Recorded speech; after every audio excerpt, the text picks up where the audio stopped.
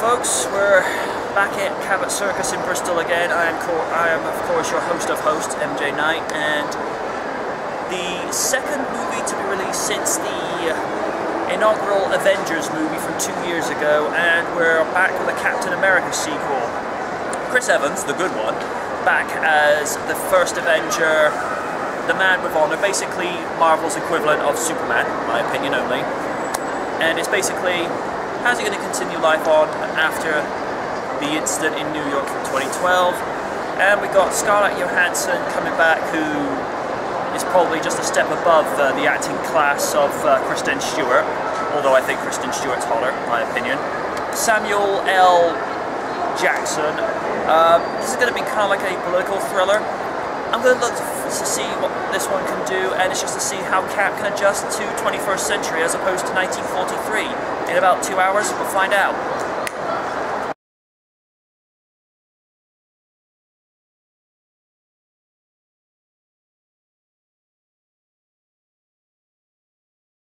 Well, as you can see, you're actually watching the extended review that I am now doing in the comfort of my own office. And let's get on to the man himself.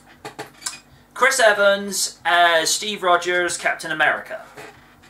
I'm gonna be honest, it was actually a nice movie to see him actually questioning everything. I mean, if you go back into Captain America, the first Avenger, and then the Avengers, he is a man that wants to do everything by the book.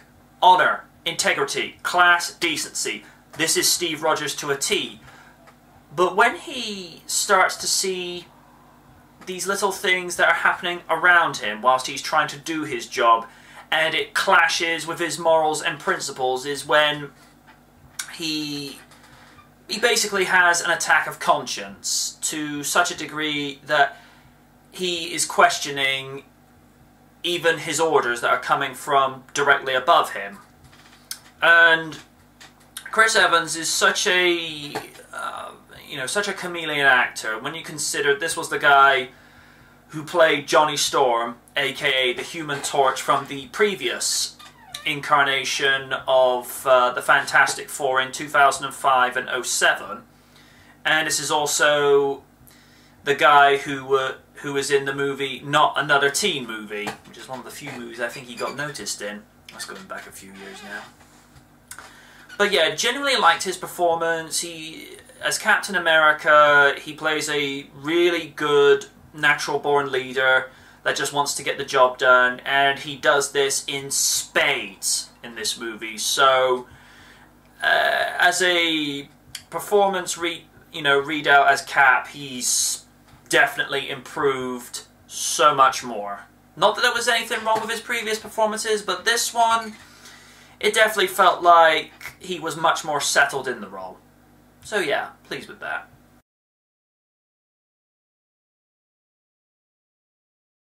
Scarlett Johansson as Natasha Romanoff, aka the Black Widow. This time you do see a lot more personality in this. She's not just a bland spy like she had been in Iron Man 2 as her first appearance as the character in 2010, and doing the follow-up in the Avengers in 2012. Here you get to see more layers peeled away, and there is a lot more of an intriguing personality in that she wants to help Steve out because she can see that he's lonely, and she just tries to help him with all these little, how to say this, just these little things that we do in modern society, like, you know, what you do for your spare time, who you go and date, and he doesn't quite get the understanding of how to do this, because keep in perspective, this is literally a man out of time, you know, a guy that is a very well-rounded kid in 1943, and he's transported into the 21st century, and he doesn't know how to act and interact because it's not his element. His element is listening to all the jazz and swing numbers of the 30s and 40s. So she definitely has a much more improved performance as opposed to previous outings. And I kind of dig her hairstyle a little bit more, and it just shows with the character of the Black Widow, she does have a heart, even if she doesn't show it that often.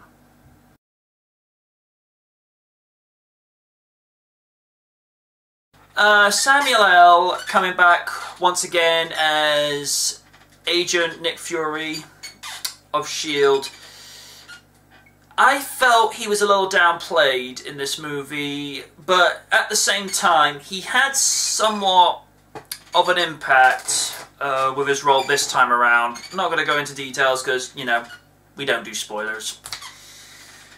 That said, he essentially kind of reprioritizes how things are conducted with S.H.I.E.L.D. as the movie progresses, and he begins to understand why Rogers sees things from a perspective of, you know, Fury's doing it this way, but Cap is looking from this angle and says, nah, that's not right. You know, why are we going onto this rescue mission to keep others from harm when you're getting other people to do these little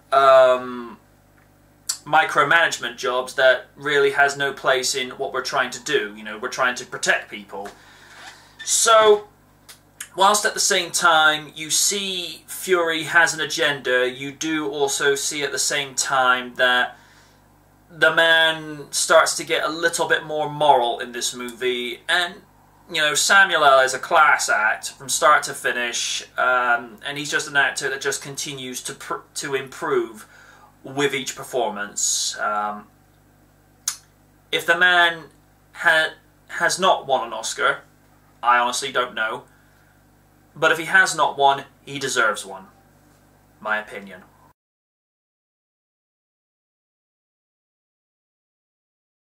Sebastian Stan as the Winter Soldier and also as Bucky Barnes. He plays the silent motif extremely well, because the last image we saw of Bucky in the first Avenger was him falling off of the train into the ravine below, and it was presumed his character was gone. And we see him resurface in this movie, and of course, naturally, Steve Rogers is kind of taken aback. Sebastian really does sell this, you know, very silent assassin approach extremely well, but he could have done with a lot more dialogue, because whenever he would say something, it actually served a purpose, or just trying to understand what this character was about and what he was thinking. And I think if they bring back the Winter Soldier again, give him some more speaking time. You know, so it's actually a character I want to see speak more.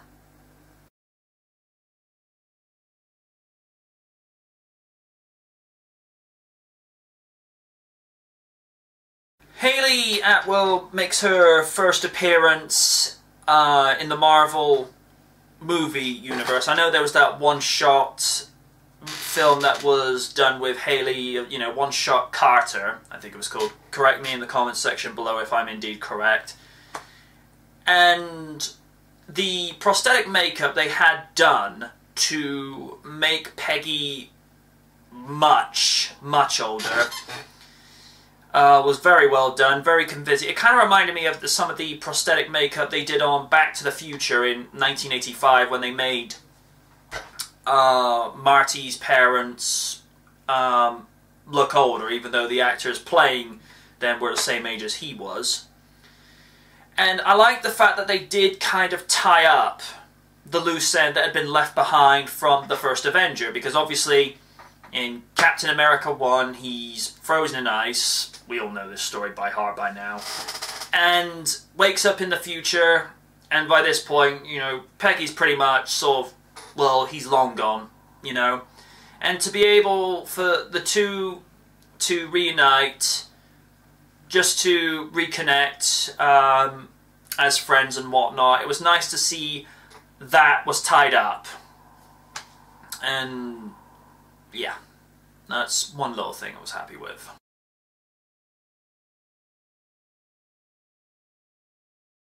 Anthony Mackie plays a very...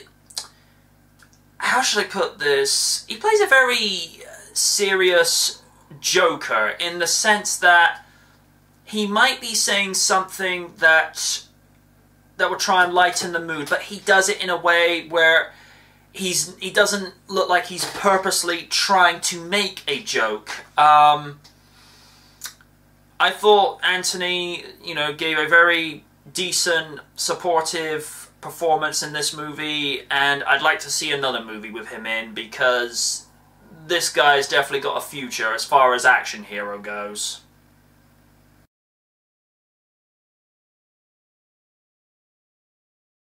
How to put this? Robert Redford as Alexander Pierce, he plays a good, deceptive douchebag. Now, Robert Redford is one of those actors that has been around for so long, but the guy is of a standard and quality that you just don't see very often. I mean, at the start, he has this kind of approachability that's almost like this very warm, grandfatherly aura about him, you know. When he does scenes with Chris Evans, the two actually seem to have a good rapport, and that Alexander just wants to know the truth about what's going on in the movie. And like I say, he has that very decent level of deception to be able to try and ask politely, but when he makes the switch to being a prominent heel in this movie, when he switches, he really switches. It's when that happens, you're looking at the screen thinking, oh yeah, I don't like you now. Oh no, no, no, no, no. You know, I want Cap to whoop your ass. Simple as that. So, you know, for a very, you know, decent, supportive acting performance, Robert definitely earned his paycheck and then some with this flick. Kudos.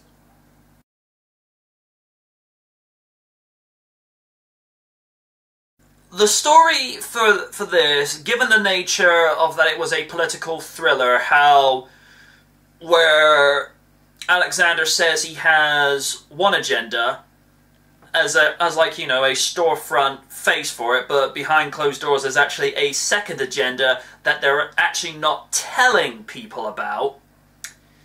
It actually creates for a very good story, because then you start to question who's the bad guys and who are really the good guys. Whilst it looks on the front of, you know, what are S.H.I.E.L.D.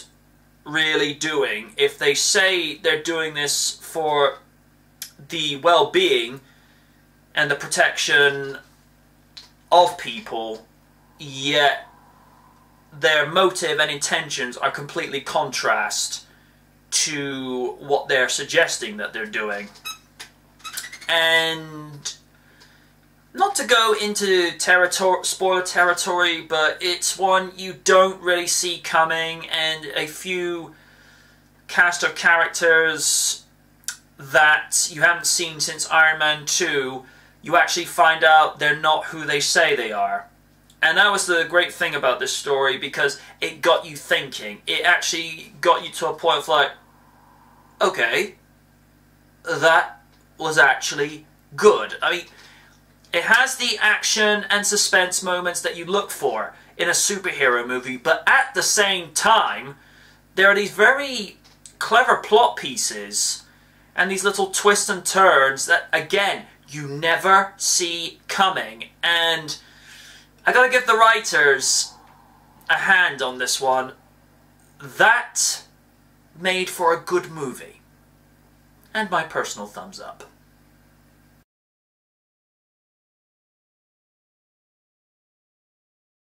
So, all in all, Captain America the Winter Soldier, Captain America 2, call it what you will, definitely a decent sequel to the Avengers. And I know I keep saying it's a better, you know, any Marvel movie that comes out as a sequel to the Avengers is better than Iron Man 3.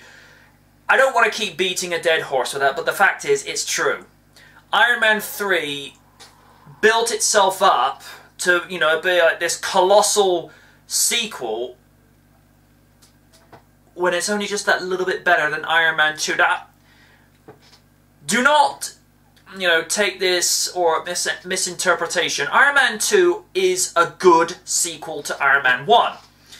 I just felt, you know, it's always the problem with sequels, because once you've seen the first movie, then you have an idea, an understanding of how this story's going to work.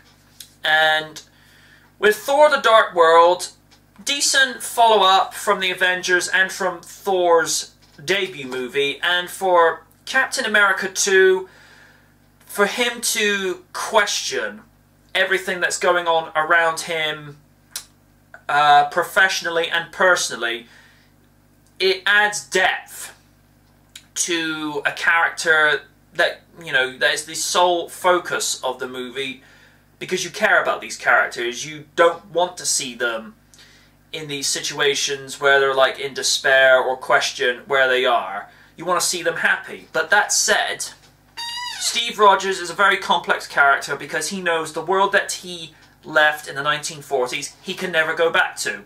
Not unless, of course, Marvel and Disney and Universal get together and drag out the DeLorean and have no brand restrictions. But that would be a good idea.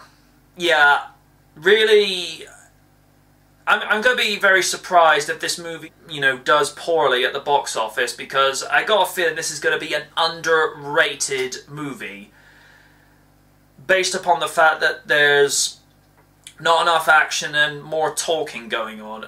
But like I say, it's a political thriller, so you are going to get a lot of talking compensation going on as opposed to the lacking action. But in all fairness, the action is placed appropriately where they need it, and just for that alone, a good flick bargain. Thank you for watching this extended version of the review. I've been MJ Knight, and this has been Real Features.